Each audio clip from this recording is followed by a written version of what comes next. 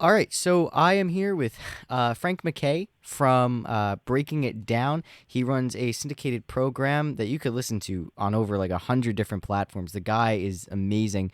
Right now, I work with him on LI News Radio 1039 FM. His show, Breaking It Down, airs there from 2 p.m. to 3 p.m. on Mondays. Frank, welcome to Backpacking America. I'm glad to have you. Anthony, thank you. Thanks for having me. Yeah, absolutely. So, today we're going to be talking about drug addiction in the United States and, of course, drug addiction in the youth and, our interactions with it. Frank will be giving more of his more of a nuanced perspective and how it's developed over the course of his life and what I've seen when I was growing up as a kid. What I will say is what I noticed, especially like in younger children when I was about like 16 or 17, was a lot of kids started, vaping and smoking pot, around the time that kids, in the 60s or 70s would, around 13 or 14.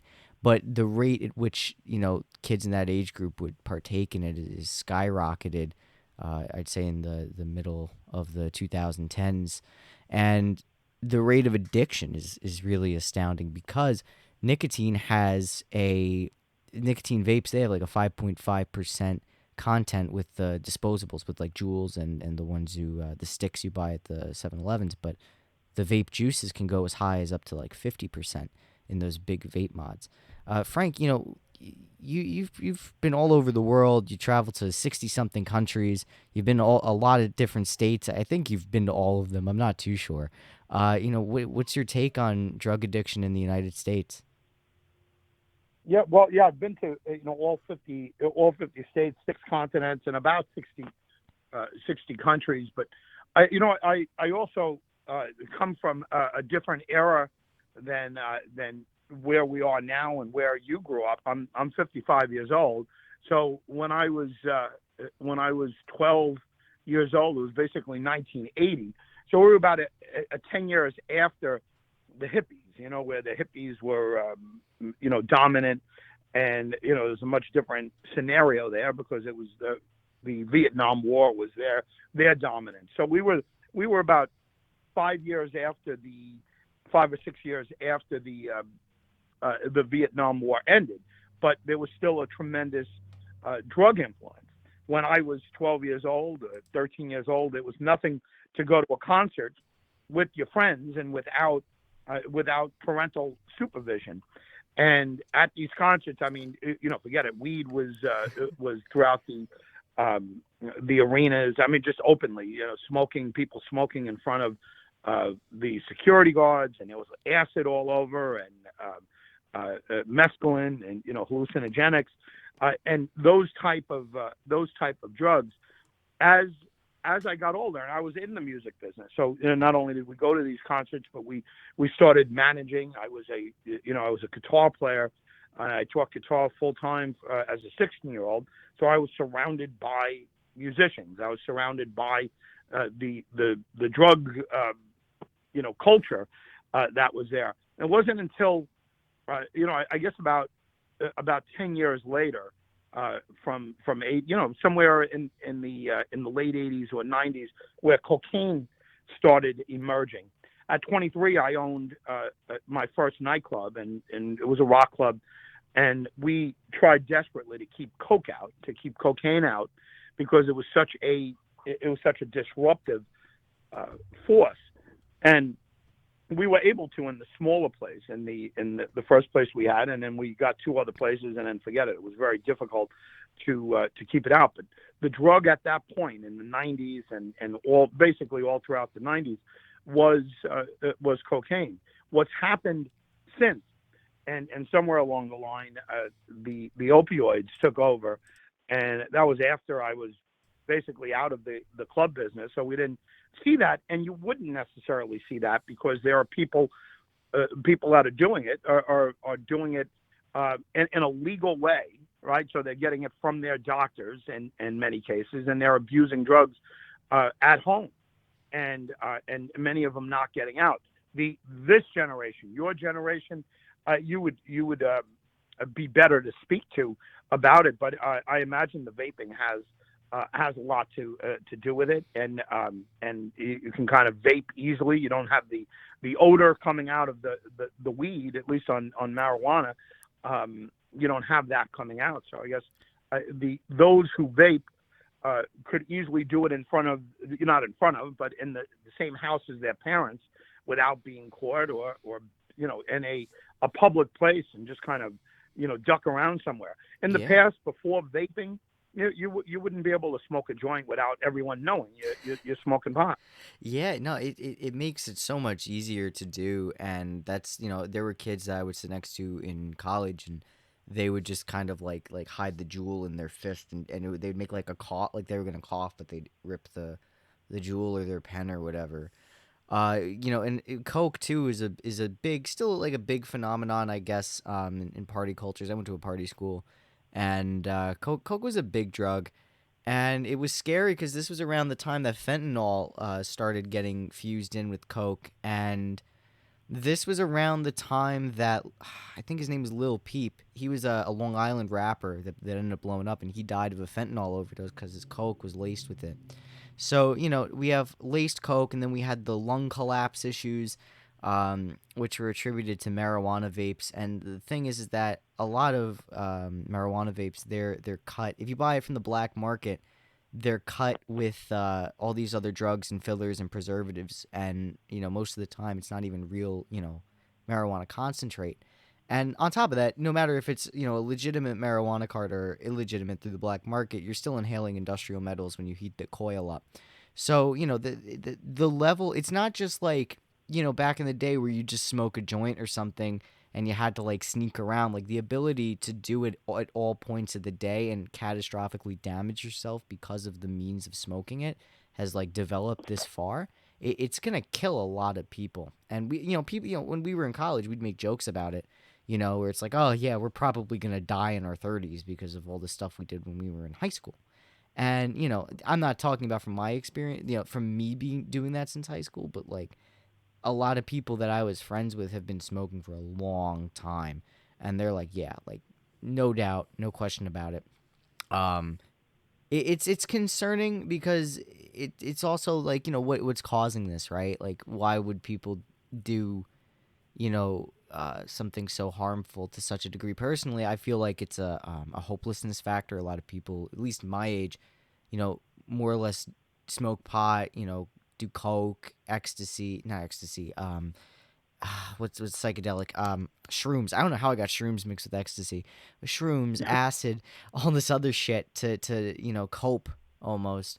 Because a lot of us feel that we can't get a house, we'll never get a good job, we'll never move out, and it's tough, at least on Long Island, and in parts of upstate New York. If you live in upstate New York, that attitude of we're never gonna get out of here. But meth and heroin are big deals up there. Down here, it's more the party drugs. But it's this general feeling of like, I guess, feeling alienated from society. I guess it's that existential. That's what I attribute it to, at least. I don't know what you would think of it as, but or if it's changed, the motivations for doing these drugs. But I'd like your input on that. Yeah, I mean, I think for the most part, each generation has their own reasons that someone could be pushed into drug abuse. And your generation, I have four kids, and they're roughly in your generation. My youngest is 18, and my oldest is 29, and they have a much different reality than I had. And I learned from growing up where I did, and how I did it. I grew up for the most part on Long Island, lower middle class, single, raised by a single mother. But I learned not to try to judge the next generation or other generations, what their realities are. But you guys, you just laid out some very serious concerns that people have, and you could understand what they have, and there's a sense there of no light at the end of the tunnel. Anybody your age listening, I would like to just say, as a 55-year-old, trust me, you'll get through it. If you could just survive it, and if you don't get yourself hooked up on drugs to the point of no return, and you don't get yourself into some terrible accident, that you will get past this time period, because for the most part everyone does. We do, and the ones who don't, are either just some terrible, unfortunate circumstance, or someone who just didn't recognize that there is light at the end of the tunnel. Having said that, you you hit on some very good points. I mean, it's a different reality. You don't know what's going to happen 10 years from now.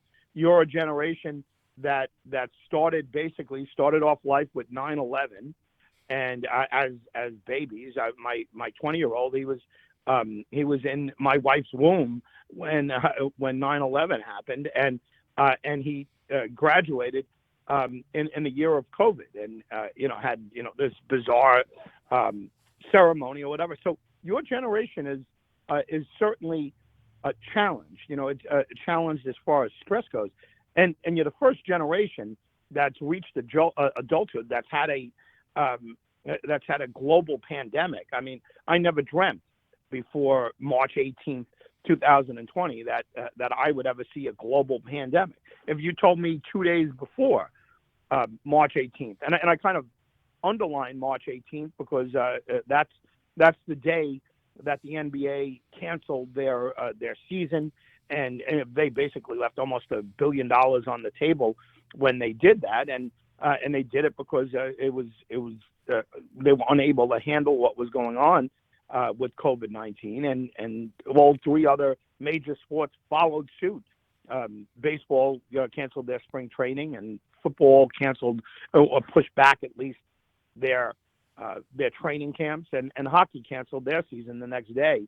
And also Tom Hanks, famous actor, and his wife reported that they had contracted COVID-19 in Australia while shooting a film.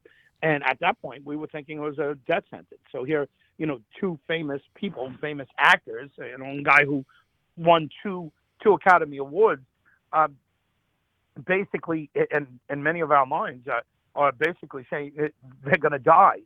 And of course, we soon found out that wasn't going to be the case, and that wasn't for everyone.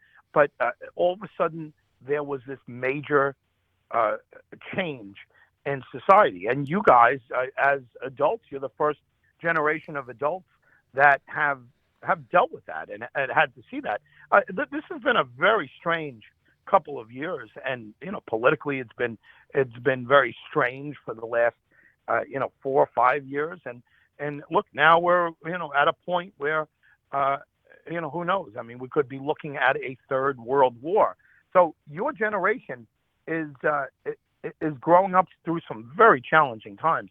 So I completely understand when anyone in your age group, or a little bit older or a little bit younger, if they have stresses that they're dealing with, because there's so many question marks. It's a difficult time to grow up.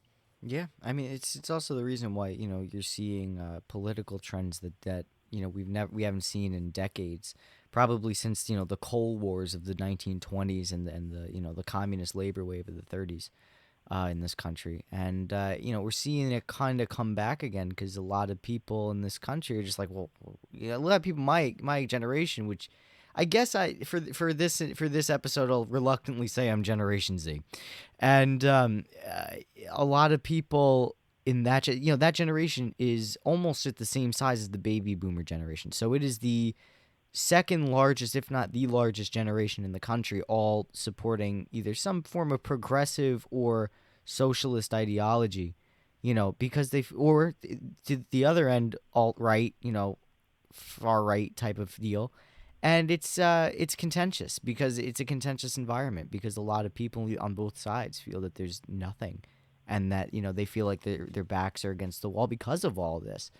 A lot of people, when I was growing up, a lot of people that I went to school with were just kind of like, yeah, why are we in Afghanistan? It's been like 15 years. I remember when Osama bin Laden was killed. I was in 8th grade, I think. No, 2012, I was 13. Yeah, I was in 8th grade. So, um, I remember when that happened and everyone was like, yeah, we got him. And then it was like high school and it's like, why are we still here? And it was around 2017 that things started to change. I was politically cognizant since I was like 15, so I was like political before it was cool. You know what I mean? So I just saw like a lot of changes like really quick. And it was in response to things that their older brothers and sisters were going through. They were the millennials. They went through Occupy.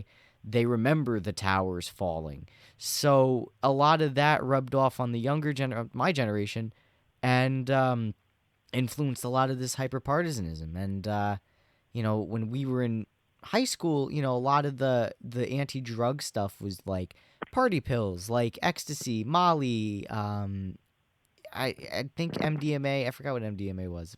Stuff like that, acid. That's what all the drugs were, party drugs, to be uplifting and stuff, because it was a really scary time. And now it's all just like depressants and like things that could just really numb the mind almost, because it's a lot, like you said. It's a mental health crisis in our generation, and a lot of people my age, take more consideration of it because it is so stressful that you can't ignore mental hygiene at this point. I've noticed a huge wave of people my age diagnosed with, um, especially women, diagnosed with depression, anxiety, bipolar, schizophrenia, a lot of like fucked up things. And for lack of a better word, um, Yeah. and it's just it's concerning, because it's like, where do we go as a country? I mean, like, I have some solutions, but I don't know if it'll, what do I know? You know what I mean? I'm just some guy, but someone's got to think of something quick. I mean, this is the largest. This is going to be the largest generation in the country in 10 years, and by far. And mentally ill, obese, drug addicted, unhealthy. How are we going to defend our country? It becomes a national security issue at this point. Yeah. Well, you bring up all of these great points. I mean, no question about it. The scariest factor always is the unknown. And as we sit here and we talk about drug abuse, I agree with you. I think it's easier than ever to for people to get drugs. It's easier, especially when people were isolated. Um, I'm not saying it's easier to get drugs while they were isolated, but certainly easier to do drugs and to function on some kind of substance while you don't have to run into people. You had an excuse. You had a mask on. You had reasons to stay away from people, so people are less likely to notice that you look fucked up. And if you don't look fucked up, I mean, who knows you're fucked up? And if you don't have to speak on the phone and you're texting and you whatever, it's a lot easier to fake it. It's a lot easier to fake it. So if you do have a drug problem, it's a hell of a lot easier to cover up the fact that you're suffering from substance abuse. The bigger unknown that's coming up now, and as you know, I don't know that your listeners know, but I just came from the Ukraine, and I was in this one spot near the Polish border, and they bombed the living hell out of it like 7 hours and 20 minutes after I was there, and everyone started texting me. And this was just one of the, let's say 5 days I was in the Ukraine. I was in Europe for 15 days. And as I left the Ukraine and got back into this Polish village that wasn't that far from where I was, it was, I don't know, maybe an hour away. But I went back to a village that I was in the day before, and the whole vibe changed. And the first thing that I noticed, and I was in a parking lot waiting to go into this little bed and breakfast that I was able to find a room, and I mean, it was a tiny little room. It was a little cot, no TV, no microwave, very cheap, clean. It was warm, but it was over a bar, like a bar restaurant. But what I didn't know is that it was a bar for 18-year-olds or 20-year-olds or folks your age there, and I had camera equipment with me, and on that first floor there was this bar, and guys were hanging out there, and they were vaping outside or smoking. They were going outside to smoke, and it was freezing cold. I mean, it was very cold. And these guys, and they looked like nice looking kids, clean cut kids, well dressed, and they were kind of screaming, being rambunctious. I guess they had a couple of drinks in them or whatever, and they were screaming at some of the older people in the village. I didn't see that the day before, but then again, I didn't even know this bar existed at that point. So I kind of waited till they went in before I walked in with my camera equipment, and I walked up to the place I was going to stay for the night, and the jukebox in that lower bar must have had the REM song. I don't know if you know it, but it's "The End of the World as We Know It." Oh, yeah, yeah, yeah. And I heard them singing that song, and I wanted to go down there badly with the equipment to get that scene. And the bartender was a big, heavy set, like a stereotypical Polish guy that would own a bar. He and his sister owned it, and he talked me out of going down there. He said they're little shitters, and he said they're all shaken up because the bombing, the bombing happened close to the border. And he was basically, if I was reading through the lines, reading between the lines correctly, what he was saying is what I was thinking, is that they're reacting strongly because they're going to be the ones that are called in if it turns into a NATO war, for example. These are the guys that are going to be on the front lines. These are going to be the guys called on to protect Poland. And if Russia decides to go after Poland, these are the guys that are going to do it.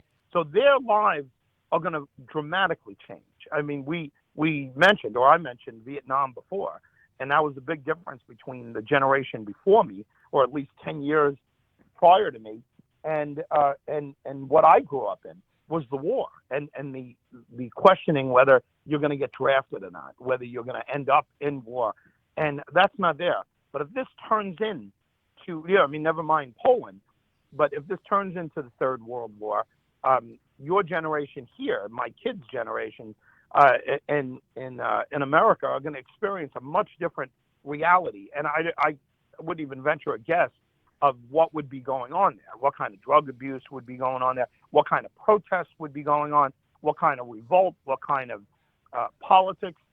You might get far away from the socialism that seems to be the trend now.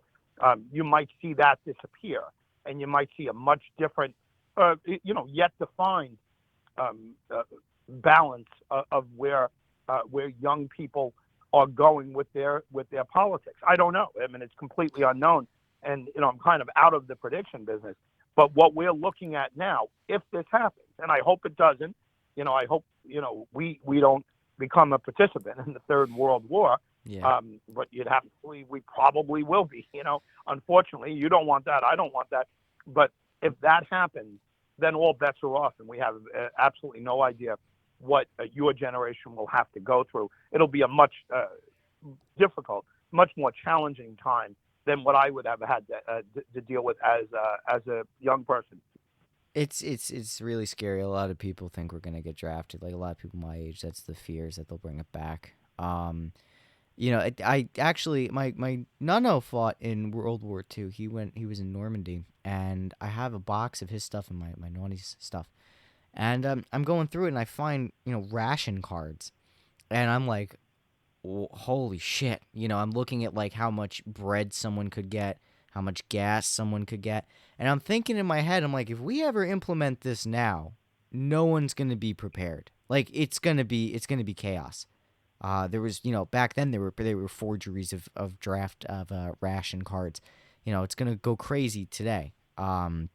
There's fear of I think the protests, I feel like there would be more of a socialist response or a nationalist response. It would be both socialism and then the far right fascism. I feel like those would be the two camps because on one end the socialists are anti-war. They don't want to go to war. I feel like they'd end up spearheading the anti-war movement.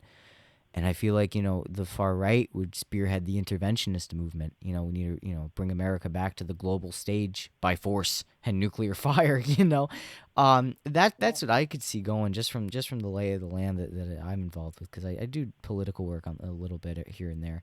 Not as much as I used to, but it's I could see it going in that direction, and it is terrifying. I remember during 2020 with just Trump's election.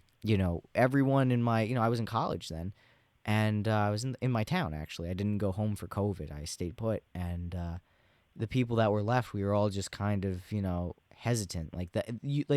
The air was like you could cut the air and eat the air. That's how dense it was in that area. Um, if it gets to that point, like right now, I feel like our country's in a weird state of calm where it's like, okay, like, yeah, stand with Ukraine, but it's not our country. It's over there, This is some social media thing for most people, to look woke. Other people, have serious, connections to Ukraine. So there's some Long Islanders that went. Some people donated guns. Those are some things that most people, most Americans are just kind of like, oh, I'll fly a Ukrainian flag and, call it a day. Um, it's scary. It's definitely scary because we don't know what's going on. I mean, we're more terrified of nuclear war because that's not something our generation had to deal with. We were hiding under desks from bullets. You guys were hiding under desks from bombs. So like the action is the same, but the outcome is wildly different. The prevailing attitude of most people my age is just kill me now. I hope they bomb now, so that way we could just get it over with, which is really sad to hear. I feel like there's so much despair, like it's so overwhelming at this point that all you could do is just like laugh. Like I don't hold this, but a lot of people my age hold that all you could do is just laugh at it. You can't really change it. It's never gonna change. And it's not true. Your voice matters. Your vote matters to an extent. You still have the freedom of assembly. Um, you could still go out and do things. If we're going to demand the Russian people go out and, Red Square and they're getting hauled away for holding, white paper, we can, in our country, go out and have an actual protest against involvement. And I think that's something a lot of people have to remember is that, the reality here is different than everywhere else. And in a lot of cases, it's exaggerated by fear. Yeah. Look, a couple of things that you said in there, stand out. I mean, first of all, I don't think that they'll ever put in a draft. I don't think we're going to be at that point. We're not going to be in a ground war. It's a much scarier situation than that. I mean, I spent at least 6 days over there where I was thinking this is it. This is the start. I'm watching the beginning of the Third World War. And the Third World War is not going to be fought, on the ground, and it's terrible. I think Albert Einstein had a great line. I'm paraphrasing. He said, "World War III. He doesn't know what weapons will be used in World War III, but he knows what will be used in World War IV: sticks and stones and clubs." And I thought that was a poignant point to bring up.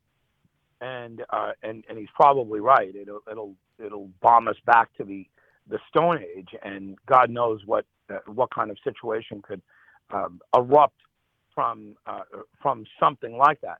I mean, NATO. I mean, let's face it. I mean, I know we started with drug abuse, and here we are talking Ukraine, but all roads lead to what's going on there. If it solves itself somehow, and it just is an Eastern Europe situation, then look, there was a lot of concern for no reason, and again, we're sympathetic, of course. I think it's terrible what's happening to a small nation and so forth. But I'm not ready to send you guys over there. I'm not ready to send our people in uniforms anywhere near there. But I'm different from you. I mean, I'm all for funding them and giving them giving them some funds and giving them some planes or whatever, but not having the troops shoot at Russian soldiers or Russian planes ourselves. I mean, that's just, that's World War III. I mean, Yeah. a NATO reaction, a physical NATO, a military NATO reaction to this is World War III. And that would be the most devastating. I mean, I would hope, like, in my mind, I would have hope that we would just agree not to use nuclear weapons and we would just call it a day. But because a lot of it too, like how solid is the mutually assured destruction, concept? Like, how solid is that? Like, who really wants to be the one to end access to clean drinking water? Like, if you do that, like, there's like, what's the point? You're not conquering anything. I feel like I feel like nuclear war is possible if the person disregards, you know, their imperial objective. Because at the end of the day, everyone in power I mean, everyone wants to make money, but especially the people that are calling the shots. They want to make money and they want their international goal met. So to me, it's like I'm afraid of nuclear war because what if there's something more than just money? You know what I mean? What if it's just pride and I destroyed the United States or I destroyed the Russian Federation, what if that's just enough to end the world? That's what scares me. But for the most part, I feel kind of secure thinking about, the fact that, okay, they want to secure political influence, financial capital expansion, creating multipolarity. That's kind of like my saving grace, as morbid as it is that, there's other objectives beyond just complete annihilation of the enemy.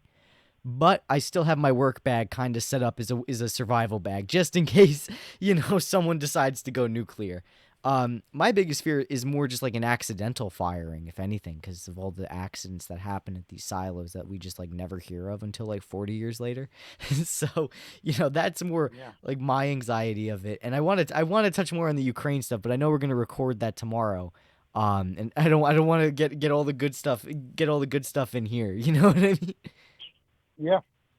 Well, listen, the as far as a nuclear war goes, and again, we'll talk about that more tomorrow. But a nuclear war, it all starts and ends with Putin. I mean, there's no way that anyone surrounding that war. I mean, maybe the Ukraine's out of total desperation, but they don't have nuclear weapons. It would come down to Putin, and we don't know what his mindset is. And again, we'll talk about that more tomorrow. Here we're talking about drug abuse, and I think there's plenty of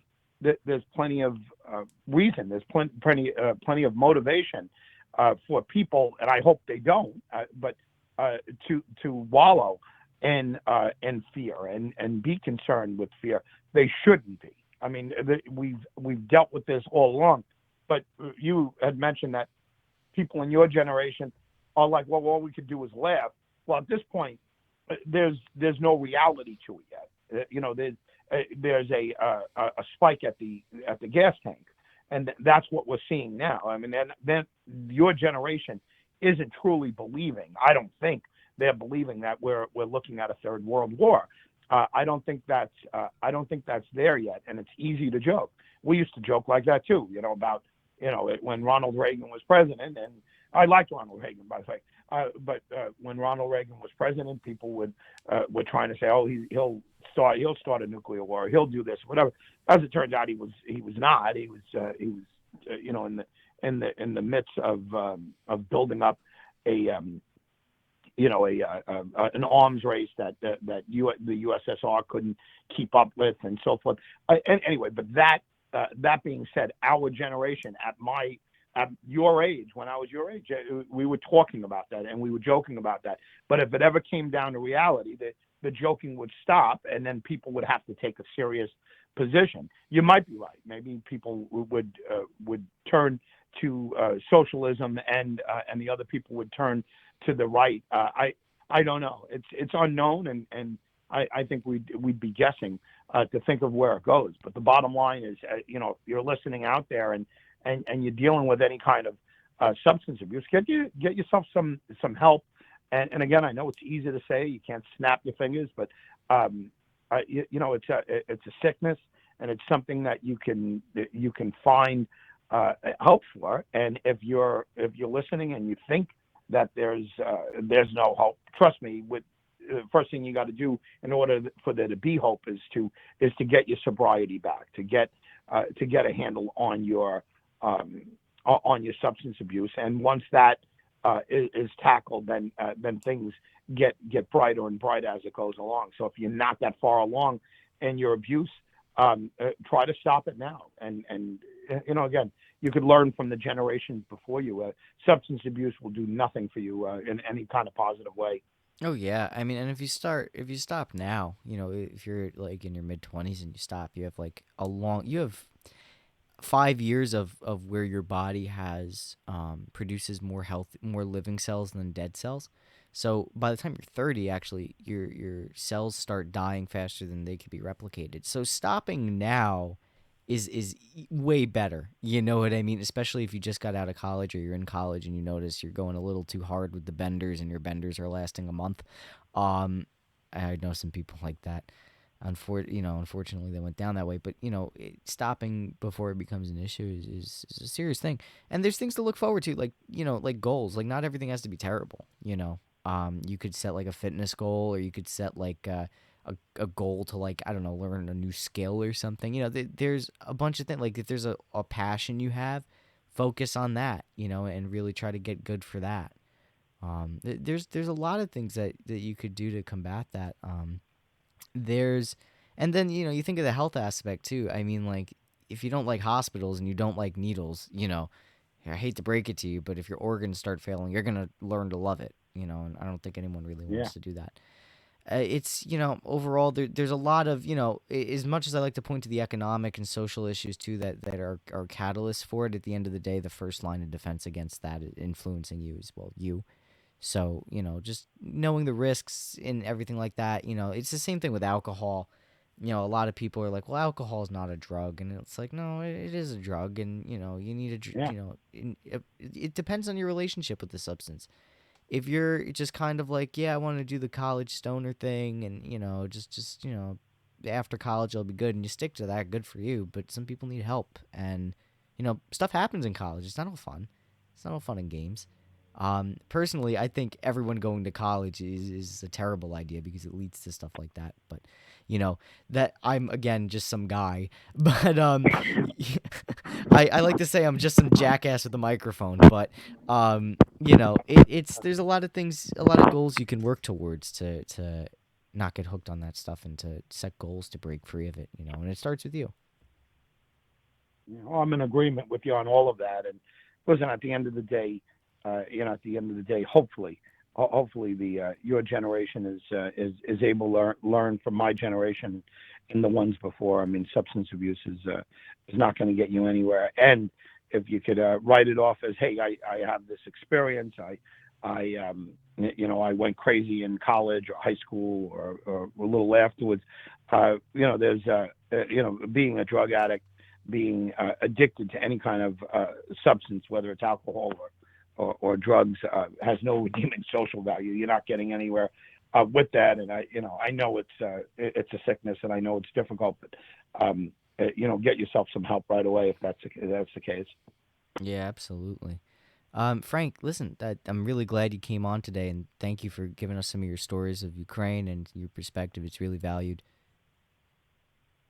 Well, thank you. Thanks for having me, Anthony, and anytime. Yeah, absolutely. You can listen to Frank again on LI News Radio 1039 FM. That's every Monday from 2 to 3 p.m., correct? Or is it every day, 2 to 3 p.m.? Every day. Oh, it's every Every day. day, two Oh, to three. every day. And you could listen. Are we recording live tomorrow, or are we pre-recording?